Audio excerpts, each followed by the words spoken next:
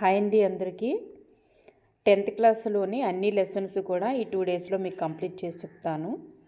ఇవి most important bits అన్నీ కూడా కవర్ చేసినటువంటి బిట్ బ్యాంక్ అన్నమాట. ఇది కొంచెం లైట్గా కనిపిస్తుంది, కానీ మీకు యూజ్ అవుతుంది అనే ఉద్దేశంతో నేను ఇక్కడ మీకు అందిస్తున్నాను. మరి నేను దీన్ని డెవలప్ చేయడానికి నాకు ఎటువంటి విధంగా కూడా ఆప్షన్ లేదు, దీన్ని బ్రైట్నెస్ పెంచడం కోసం గట్రా. సో ఉన్నదాంట్నే నేను మీకు అందించడం జరుగుతుంది. లెసన్ వైజ్గా మీకు ఉంటాయి. ప్రతి బిట్ కూడా ఇందులో కవర్ చేయడం కూడా జరిగింది. ఫస్ట్ బిట్ చూద్దాం. భారతదేశ అక్షాంశాల యొక్క విస్తరణ అనేది ఎలా ఉంది? 8 డిగ్రీల 4 నిమిషాల ఉత్తర అక్షాంశాల నుంచి 37 డిగ్రీల 6 నిమిషాల ఉత్తర అక్షాంశాల మధ్య వరకు ఉందన్నమాట. 8, 4, 37, 6. భారతదేశ రేఖాంశాల విస్తరణ ఎలా ఉంది? 68, 7 ఉంటుంది. 68, 7 తూర్పు రేఖాంశాలు. తూర్పు నుంచి ఇది 97, 25 తూర్పే. అంటే ఉత్తరాక్షాంశాలు, తూర్పు రేఖాంశాల మధ్య ఉంటుంది. మిగతా ఏవి కూడా అందులో ఉండవు, పశ్చిమ అట్లాంటివి ఏమి ఉండవు. ఇక్కడ 68, 7 నిమిషాలు, 68 డిగ్రీల 7 నిమిషాలు, 97 డిగ్రీల 25 నిమిషాలు. నెక్స్ట్, ఇందిరా పాయింట్ గల ప్రాంతము. ఇందిరా పాయింట్ అండమాన్ దీవుల్లో ఉంది. నెక్స్ట్, ఆంధ్రప్రదేశ్ తీరరేఖ పొడవు 972 కిలోమీటర్లు. భారతదేశ ప్రామాణిక రేఖాంశము 82.5 డిగ్రీల తూర్పు రేఖాంశము. 82.5 డిగ్రీల తూర్పు రేఖాంశం భారతదేశంలోని ఏ పట్టణం గుండా పోతుంది? Allahabad. IST full form. IST అంటే ఇండియన్ స్టాండర్డ్ టైము, భారతదేశ ప్రామాణిక కాలం అంటారు. GMT Greenwich mean time, Greenwich ప్రామాణిక కాలం అంటారు. భారతదేశ ప్రామాణిక కాలం గ్రీన్విచ్ ప్రామాణిక కాలం కంటే ఎన్ని గంటల ముందు ఉంటుంది? 5.5 గంటల ముందు ఉంటుంది. భారతదేశంతో బంగ్లాదేశ్తో భారతదేశ సరిహద్దు రేఖ పొడవు ఎంత? 4096 కిలోమీటర్లు. అహ్మదాబాద్, ఇంపాల్లలో ముందుగా సూర్యోదయం అయ్యే ప్రాంతం ఇంపాల్. భారతదేశ తూర్పు పడమర మధ్య ఎన్ని కిలోమీటర్ల పొడవు ఉంటుంది?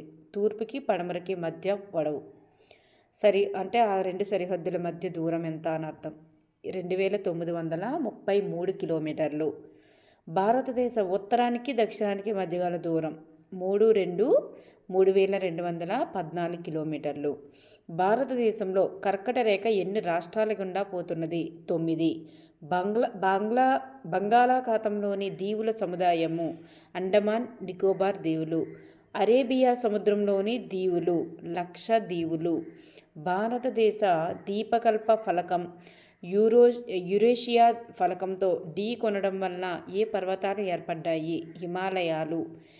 హిమాలయాల పొడవు ఎంత? 2400 కిలోమీటర్లు. హిమాలయాల్లో అన్నింటికన్నా ఉత్తరాన గల పర్వత శ్రేణి హిమాద్రి. ఉన్నత పర్వతాలను ఏమంటారు? హిమాద్రి అంటారు. హిమాద్రి పర్వత శ్రేణి యొక్క సగటు ఎత్తు 6100 కిలోమీటర్లు మీటర్లు. 6100 మీటర్లు. హిమాద్రికి దక్షిణాన గల పర్వత శ్రేణి హిమాచల్. నిమ్న హిమాలయాలను డాష్ అని కూడా అంటారు, హిమాచల్ అంటారు. ఇందులోనే పిరిప్రంజలు మరియు మహాభారత శ్రేణులు రెండు కూడా ఇందులోనే ఉంటాయి అన్నమాట, నిమ్న హిమాలయాల్లోనే ఉంటాయి. దీనికి ఇంకో పేరు ఏంటంటే హిమాచల్ అని కూడా చెప్పుకుంటాం. ప్రసిద్ధి చెందినటువంటి లోయలు, వేసవి విడుదలు గల హిమాలయ శ్రేణి ఏమిటి? హిమాచల్లోనే ప్రసిద్ధి పొందినటువంటి లోయలు కానీ వేసవి విడుదలు కానీ ఇవన్నీ కూడా ఉంటాయి. దీని ఎత్తు ఎంత ఉంటుందంటే 3700 నుంచి 4500 మీటర్లు ఎత్తు ఉంటుంది. కులు మరియు కాంగ్రా లోయలు గల రాష్ట్రము హిమాచల ప్రదేశ్. కులు, కాంగ్రా లోయలు కూడా హిమాచల్ ప్రదేశ్లో ఉంటాయి. మాక్డోప్ లోయ ఏ రాష్ట్రంలో ఉంటుంది? మాక్డోప్ లోయ మేఘాలయలో ఉంటుంది. హిమాలయాల్లో అన్నింటికన్నా దక్షిణాన గల పర్వత శ్రేణి శివాలిక్ శ్రేణి. బాహ్య హిమాలయాలను డాష్ అని పిలుస్తారు. శివాలిక్ శ్రేణి అని పిలుస్తారు. శివాలిక్ శ్రేణిని అరుణాచల ప్రదేశ్లో ఏమని పిలుస్తారు? ముస్మి కొండలు గల రాష్ట్రము అరుణాచల ప్రదేశ్. ఎలాగైనా అడగొచ్చు బిట్టు. శివాలిక్ శ్రేణి అసోంలోని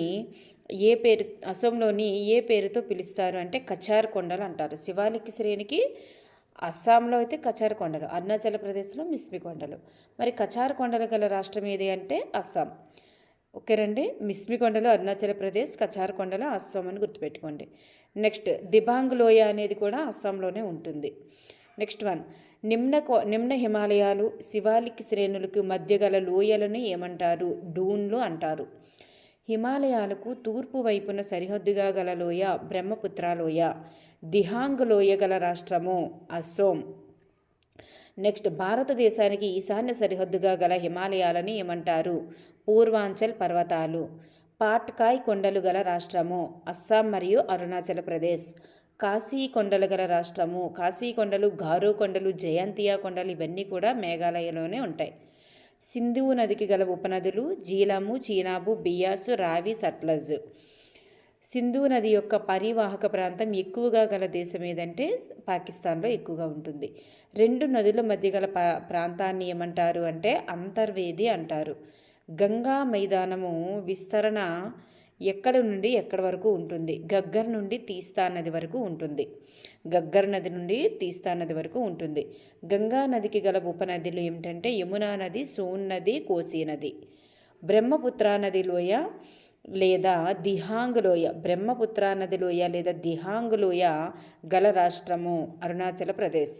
శివాలిక్ పర్వత పాద ప్రాంతంలో ఏర్పడిన గులకరాళ్ళ నిక్షేపాన్ని ఏమంటారు? బాబర్ అంటారు. తెరాయి అనగా చిత్తడి ప్రాంతము. దీపకల్ప పీఠభూమి కొద్దిగా తూర్పు వైపునకు వాలి ఉంది. దీపకల్ప పీఠభూమికి దక్షిణ అంచు లేదా సరిహద్దును కన్యాకుమారి అంటారు. దీపకల్ప పీఠభూమి యొక్క మధ్య ఉన్నత భూములను మాల్వా పీఠభూమి అంటారు. ఖనిజ వనరులు సమృద్ధిగా గల పీఠభూమి ఏదంటే చోటా నాగపూర్ పీఠభూమి. నర్మదా నదికి దక్షిణాన ఉన్న త్రిభుజాకారం ప్రాంతాన్ని ఏమంటారంటే దక్కన్ పీఠభూమి అంటారు. దక్కన్ పీఠభూమికి ఉత్తర సరిహద్దు ఉన్నది సాత్పురా పర్వతాలు. దక్షిణ సరిహద్దులో ఉన్నది దక్కన్ పీఠభూమి ఎలా ఉంటుంది? ఇలా ఉంటుందన్నమాట. మీదన వింధ్య సాత్పురా పర్వతాలు ఉంటాయి, కిందన నీలగిరి పర్వతాలు లేదా కొండలు ఉంటాయి.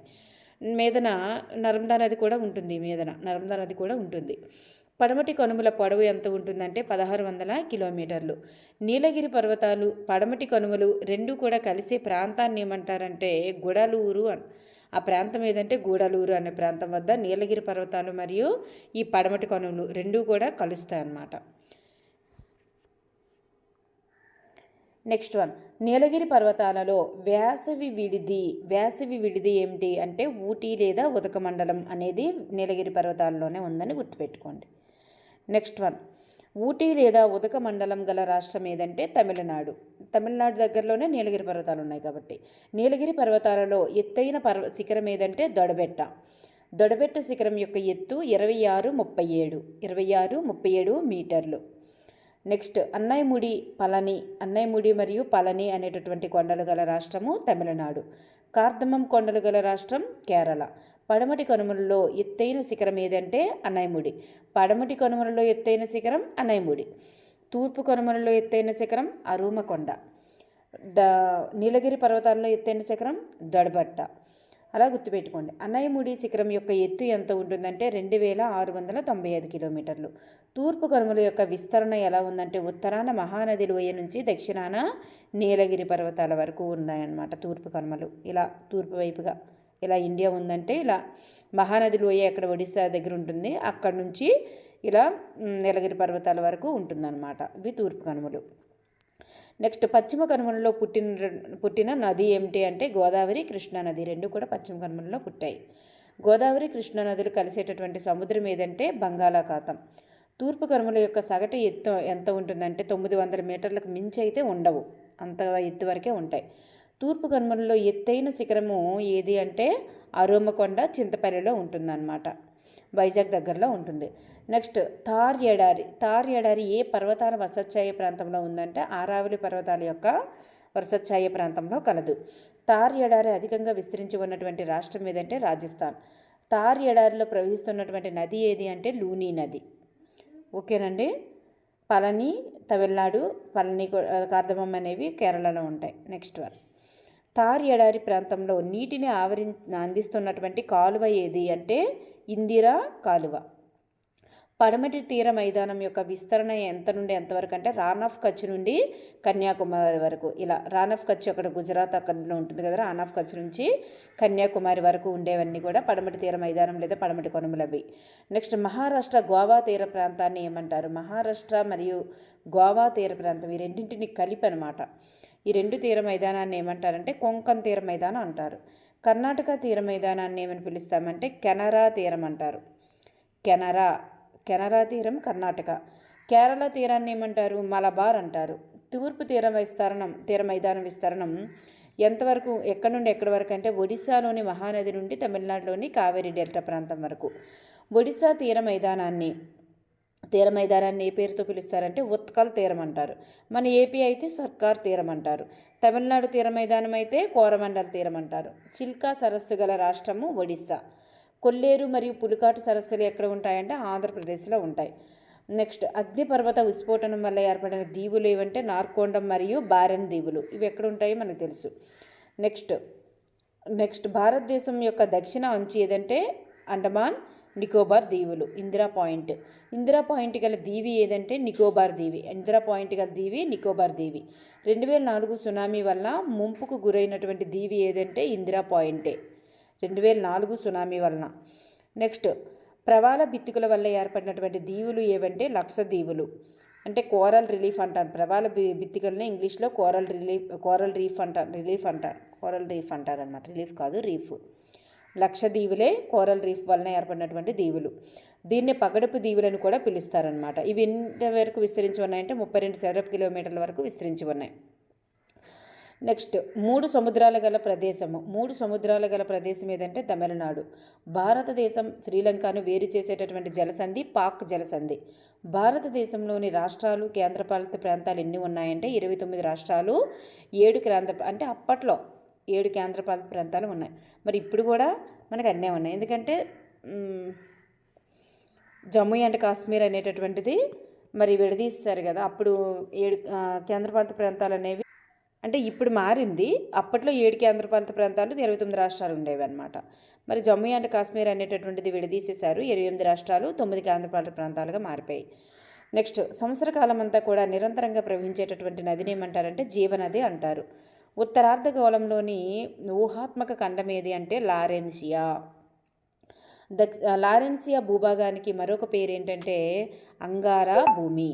ఇందిరా పాయింట్ను డాష్ అని కూడా అంటారు. పిగ్మాలియన్ పాయింట్ అని కూడా అంటారు. ప్రపంచంలో ఎత్తైన శిఖరం ఏదంటే ఎవరెస్ట్ శిఖరం.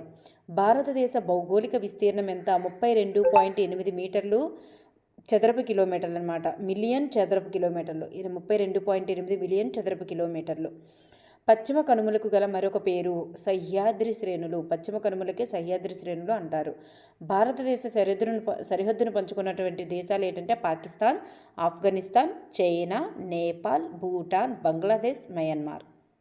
7 అన్నమాట.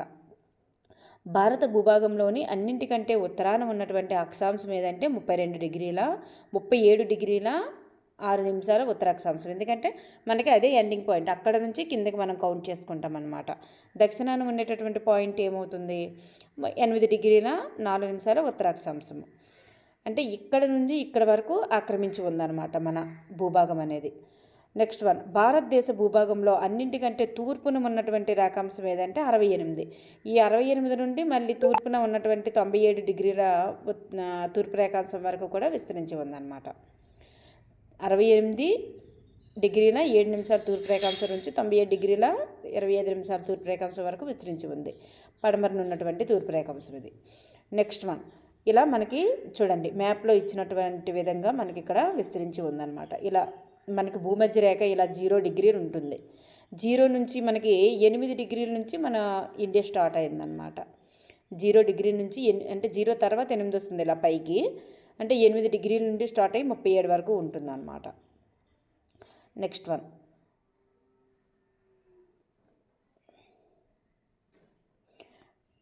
అంతస్థలీయ ప్రవాహం అంటే అర్థం ఏంటంటే చూడండి మనకి ఇది లేనివి కూడా నేను ఇక్కడ యాడ్ చేయడం జరిగింది. అంతస్థలీయ ప్రవాహం అంటే ఎడారులలో ప్రవహించే నది, కాలువలలో నీరు సముద్రాన్ని చేరకుండా సరస్సుల్లోనికి ప్రవహించడాన్ని అంతస్థలీయ ప్రవాహం అని కూడా అంటారనమాట. ఎడారుల్లో ప్రవహించే నది, కాలువల్లోని నీరు సముద్రాన్ని చేరకుండా సరస్సుల్లోనికి ప్రవహించడాన్ని అంతస్థలీయ ప్రవాహం అని అంటారు. Thank you everyone.